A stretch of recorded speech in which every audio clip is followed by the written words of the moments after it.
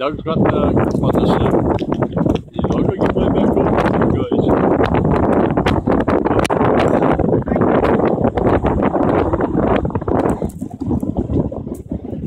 I don't know if I got this in.